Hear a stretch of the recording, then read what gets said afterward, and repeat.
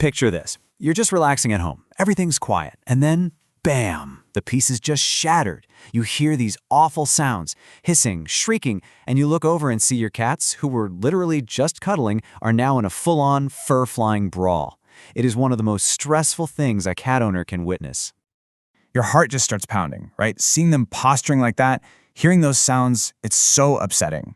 And your mind starts racing. What is going on? Why are they doing this? What do I do? And the biggest question of all, are they ever going to be friends again? It's just a really confusing and, frankly, scary place to be. Well, take a deep breath. You are definitely not alone in this, and there is absolutely a path back to peace. So in this explainer, we're going to walk you through what's likely causing this, and more importantly, give you a clear, step-by-step plan to safely stop the fights and start rebuilding that harmony in your home. Okay, so here's our game plan. First, we'll dig into the common reasons why cats fight in the first place. Then, we'll put on our detective hats and learn how to read their body language. After that, we'll cover the super important steps for breaking up a fight safely, how to set up your home for success, and finally, when you need to pick up the phone and call your vet. So first things first, you have to understand that cats almost never want to fight. It is always a last resort for them. This isn't about being mean or holding a grudge. Aggression is a symptom. It's a sign of stress, of fear, or some deep-seated instinct kicking in. It's just their way of screaming that they feel threatened.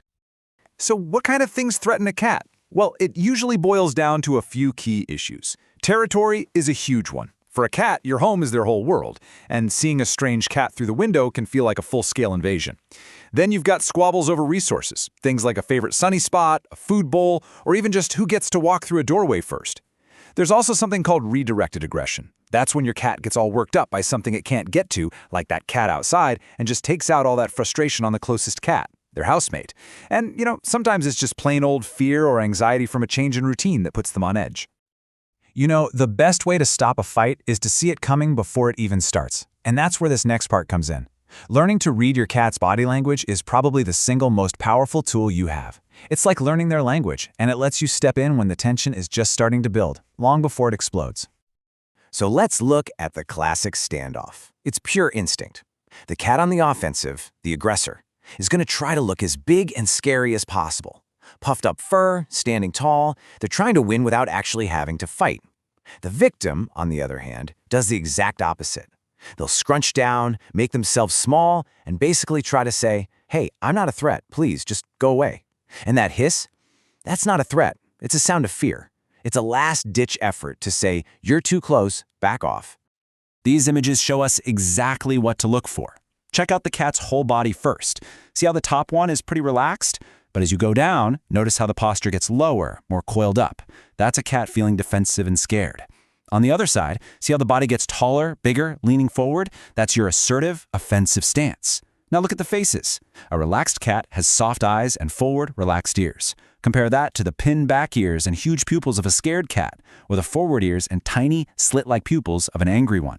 Spotting these little changes is your superpower. Okay, but what if you miss the signs? What if the fight is already happening? Well, your number one priority is to intervene safely. And when I say safely, I mean for everyone, your cats, and especially you.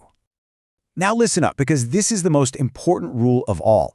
Do not, I repeat, do not ever reach in with your hands or your body to separate them. A cat that's in that fight or flight mode is pure adrenaline, an instinct. It won't even recognize you. All it knows is threat, and you will almost certainly get a very serious bite or scratch. It just makes everything 1,000 times worse. So instead, here's your 3-step emergency plan. Step 1, make a loud noise. A sharp clap, dropping a book on the floor, anything to startle them and break that intense focus. Step 2, block their view. Grab a big piece of cardboard, a couch cushion, whatever you have, and slide it between them. Breaking their line of sight is absolutely critical. And finally, step 3, time out. Once they're separated, gently herd one of the cats into a different room like a bathroom and close the door. They both need time for that adrenaline to wear off. All right, once the immediate crisis is over, we need to switch gears from being a first responder to being an architect of peace. The absolute best way to stop fights from happening again is to fix the underlying stress in their environment. I just love this quote because it really says it all. Catification isn't just about buying fancy toys. It's about changing how you see your home. It's about looking at your space through your cat's eyes and making sure they have everything they need to feel confident and secure. So how do we do that? You start with the basics. Get rid of any competition. The golden rule here is one resource per cat, plus one extra. That goes for litter boxes, food bowls, water bowls, you name it. No one should have to guard their stuff. Next, think vertical. Cat trees, shelves. These are like superhighways for cats. They provide escape routes and high perches, which builds a ton of confidence. Make sure there are safe hiding spots too. And you have to drain that hunter energy. A good interactive play session every day lets them stalk and pounce on a toy instead of each other. Because this is what it's all about. This is the goal. It might take some time, it will definitely take patience, but creating a home where every cat feels safe is the single most important thing you can do to get back to these peaceful moments. Now we have to talk about one more piece of the puzzle, and it's a critical one. Anytime, and I mean anytime, you see a sudden, major change in your cat's behavior, especially aggression, your very first call should be to your veterinarian. We have to make sure there isn't a medical issue going on. You know, pain is a massive and often totally hidden reason for aggression. Just think about it.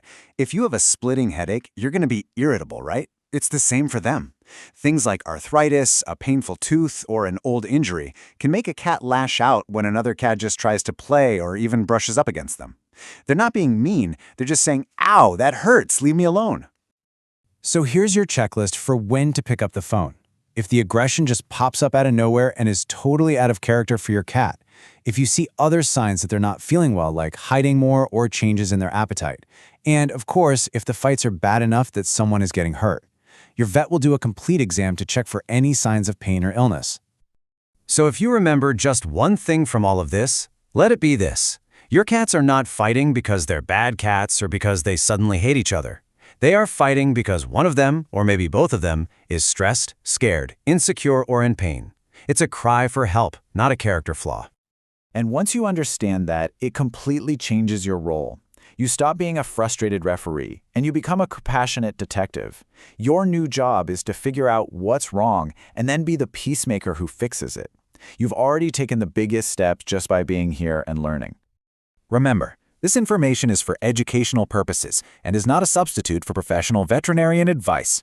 If you have any concerns about your pet's health, please consult with your certified veterinarian. They are your best resource for ensuring your companion lives a long, happy, and healthy life.